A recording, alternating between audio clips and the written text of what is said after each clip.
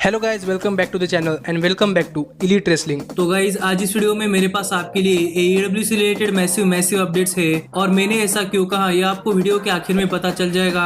और अगर यहाँ पर हम बात करें हमारे आज के ऑल इलीट रेसलिंग के अपडेट्स की, तो गाइज आज इस वीडियो में हम जानने वाले हैं कि क्या कोडी रोड्स जल्द ही होने वाले हैं रिटायर, जानेंगे कि क्या एजे स्टाइल्स आ सकते हैं ऑल इलीट रेसलिंग में, और ऑल इलीट रेसलिंग के व्यूअरशिप से रिलेटेड मेरे पास आपके लिए एक मैसिव अपडेट है, जानेंगे क्या कहा टोनी खान ने सैमी गुवेरा के ऑल इलीट रेसलिंग में रिटर्न पर। और गाइज हम डार्बी एलन की इंजरी की सिचुएशन के बारे में भी बात करने वाले हैं। तो गाइज ये वीडियो एकदम आखिर तक जरूर देखना। और गाइज अब ज्यादा देर ना लगाते हुए चलिए ये वीडियो शुरू करते हैं। और गाइज सबसे पहले बात करते हैं ऑल इलीट रेसलिंग के व्यूअरशिप की। गाइज आप में से कई सारे लोग सोच रहे होंगे कि मैंने ऑल इलीट रेसलिंग की व्यूअरशिप अपने लास्ट वीडियो में कवर की है, लेकिन हाल फिलहाल में ऑल इलीट रेसलिंग के टोटल व्यूअरशिप से एक बहुत ही बढ़िया स्टैट सामने निकल कर आया है जो मैं आपको बताना चाहूंगा। और यहाँ पर ऑल इलीट रेसलिंग डायनामाइट के एक सेगमेंट को ऑल इलीट रेसलिंग के टोटल व्यूअरशिप से भी बहुत ही ज्यादा व्यूअरशिप मिली है। और यहाँ पर ये सेगमेंट किसी और का नहीं बल्कि young box versus butcher and blade false count anywhere match का है।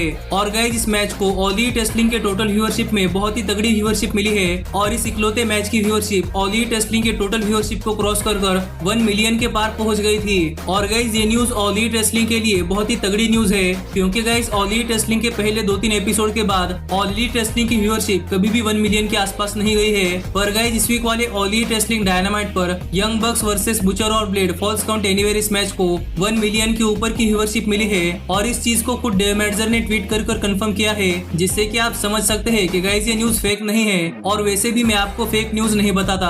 और ऑल इलीट रेसलिंग के लिए तो ये अचीवमेंट बहुत ही बड़ी है। लेकिन गाइस अब हम आगे बढ़ते हैं और बात करते हैं हमारे अगले अपडेट की। और गाइस जानते हैं कि क्या कहा टोनी खान ने सैमी गुवेरा के ऑल इलीट रेसलिंग में रिटर्न पर। तो गाइस अगर आपने इस वीक वाले all elite wrestling dynamite show का रिव्यू वीडियो देखा होगा, तो गाइस आपको पता चल चुका होगा कि ऑल इलीट रेसलिंग डायनामाइट पर सैमी गुवेरा का रिटर्न हो चुका है। जबकि आज से करीब 1 महीने पहले ऑल इलीट रेसलिंग ने सैमी गुवेरा को सस्पेंड कर दिया था, क्योंकि सैमी गुवेरा ने 2016 में साशा बैंक्स के खिलाफ कहे गए कुछ बैड वर्ड सामने आ चुके थे, जिससे ऑल इलीट रेसलिंग के रेपुटेशन को नुकसान पहुंच सकता था। और इसी वजह से सैमी गुवेरा को सस्पेंड कर दिया गया था, और वो भी बिना पेचेक के। पर गाइस 1 महीने बाद ऑल इलीट रेसलिंग डायनामाइट पर सैमी गुवेरा का रिटर्न हो चुका है। और इसी चीज पर बात करते हुए टोनी खान ने अपने लेटेस्ट इंटरव्यू में कहा कि ऑल इलीट रेसलिंग ने सैमी गुवेरा को 1 महीने के लिए सस्पेंड कर दिया था। और इस बीच ऑल इलीट रेसलिंग ने सैमी गुवेरा को एक कड़े सेंसिटिव बिहेवियर प्रोग्राम के अंदर इंक्लूड किया था, जहां पर उस प्रोग्राम के सभी मेंबर्स ने सैमी गुवेरा को एक अच्छा आदमी बनाने की पूरी कोशिश की है। और सैमी गुवेरा ने उस प्रोग्राम में बहुत ही अच्छी तरीके से परफॉर्म किया है।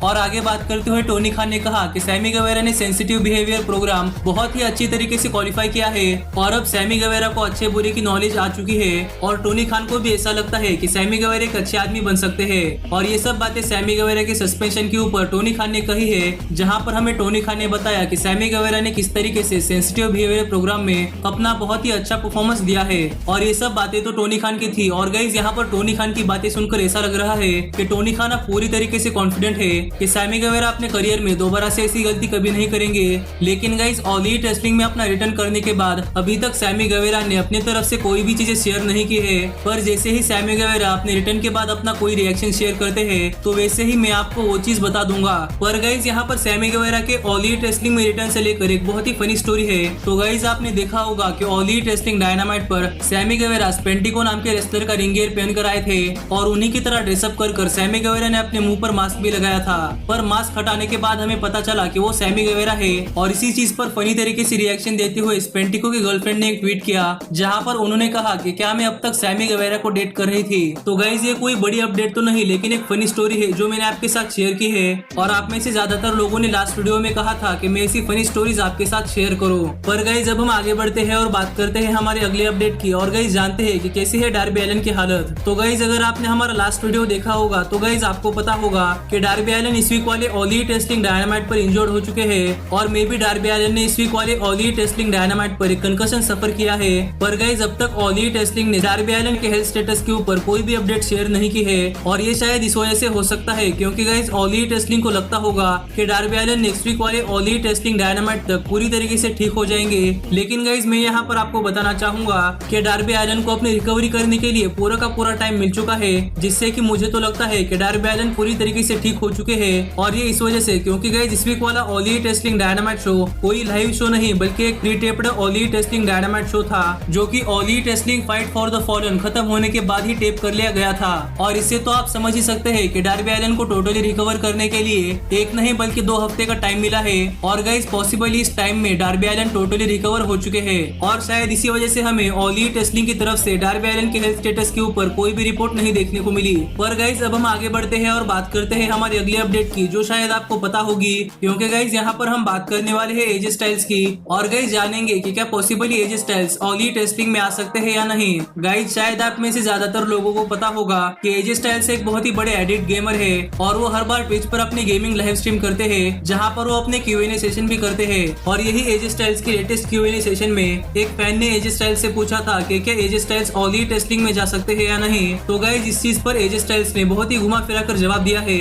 और यहाँ पर बेसिकली एजे स्टाइल्स का कहना यह था कि रेसलिंग बिजनेस ऐसा बिजनेस है जिसके अंदर कुछ भी हो सकता है और इस बिजनेस में हर किसी चीज के लिए सभी लोग नेवर से नेवर कहते हैं, जिससे कि शायद एजे स्टाइल्स से हिंट कर रहे थे कि वो ऑल एलीट रेसलिंग में जा सकते हैं। लेकिन गाइस यहाँ पर आगे बात करते हुए एजे स्टाइल्स ने कहा कि वो WWE के साथ अपना कॉन्ट्रैक्ट खत्म होने के बाद WWE के लिए एक बैकस्टेज अथॉरिटी के तौर पर काम करना चाहते हैं, जहाँ पर वो WWE में आने वाले टैलेंट्स के ऊपर नजर रखे। और एजे स्टाइल्स तो चाहते हैं कि वो ऐसा करे, लेकिन यहाँ पर ऑल एलीट रेसलिंग को लेकर एजे स्टाइल्स ने फिर एक बार कहा कि नेवर से नेवर। और स्टाइल्स का कहना तो ये भी था कि ऑल एलीट रेसलिंग में उनके बहुत सारे दोस्त थे, तो पॉसिबली वो ऑल एलीट रेसलिंग में भी जा सकते हैं। पर यहाँ पर एजे स्टाइल्स ने इस सवाल का बहुत ही घुमा फिरा कर जवाब दिया है, जिससे तो हम क्लियरली नहीं कह सकते कि AJ Styles all elite wrestling में आ सकते हैं या नहीं। पर गाइस मुझे यहाँ पर ऐसा लगता है कि एजे स्टाइल्स का WWE के साथ कॉन्ट्रैक्ट खत्म होने के बाद ही हमें स्टाइल्स की क्लियर डायरेक्शन पता चलने वाली है कि क्या वो ऑल एलीट रेसलिंग में आने वाले हैं या फिर वो WWE के साथ स्टे करने वाले हैं। और ये इस चीज पर भी डिपेंड करता है कि क्या वो अपने कॉन्ट्रैक्ट खत्म होने तक रेसलिंग करने के लिए उतने ही एजाइल रहते हैं या फिर नहीं। तो गाइस इन सब बातों का जवाब मिलने में अभी काफी देर है, इसलिए गाइस अब हम आगे बढ़ते हैं और बात करते हैं हमारे फाइनल अपडेट की। और गाइस जानते हैं कि क्या जल्द ही कोडी रोड्स होने वाले हैं रिटायर। तो गाइस ये बात सुनकर तो आपको जरा सा भी भरोसा नहीं होगा, लेकिन गाइस हाल फिलहाल में कोडी रोड्स एक लेटेस्ट पॉडकास्ट पर गए थे, जिस पॉडकास्ट पर Q&A सेशन में कोडी रोड्स से सवाल पूछा गया